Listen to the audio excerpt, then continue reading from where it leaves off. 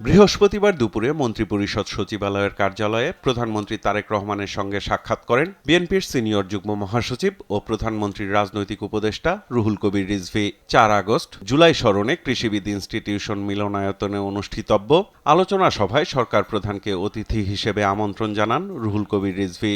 পরে এ নিয়ে কথা বলেন প্রধানমন্ত্রীর এই রাজনৈতিক উপদেষ্টা।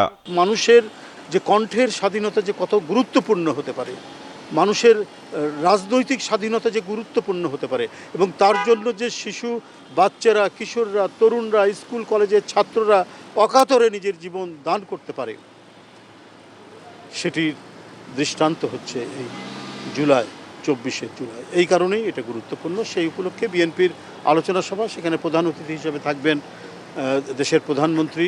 ভয়ের পরিবেশ আর নেই জানিয়ে রুহুল কবির রিজভী সবাইকে দায়িত্বশীল আচরণের আহ্বান জানান। আমরা যদি প্রতিদিন একটা বিশৃঙ্খলার পরিবেশ তৈরি হয়, এবং রাজনৈতিক বিরোধিতা মানে অশ্রাব্য কথা নয়, কিন্তু আপনি যদি বাজে কথা বলেন, আপনি যদি নানাভাবে কুৎসা রটনা করেন, নাম ধরে অশ্লীল কথা বলেন, তো এইটা তো গণতন্ত্রের শর্ত হতে পারে না।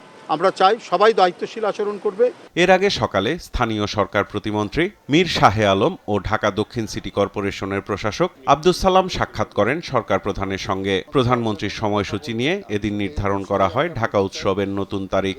সাক্ষাৎ শেষে নতুন তারিখ জানান ঢাকা দক্ষিণ সিটির প্রশাসক। প্রকৃতির এই কারণেই এটা চেঞ্জ করে এখন আমরা 29 তারিখে নিয়েছি। মাননীয় প্রধানমন্ত্রী সদয় সম্মতি দিয়েছেন 29 তারিখের ব্যাপারে।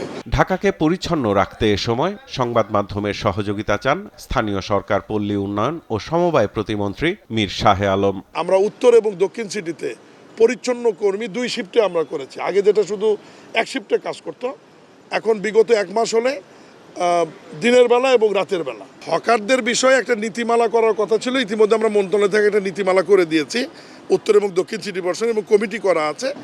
এখানে বোধহয় কিছু মূল্য নির্ধারণ এবং ওঠা বসার ব্যাপারগুলো আছে। সব বিষয়ে কমিটি পরীক্ষা নিরীক্ষা করে দেখছে।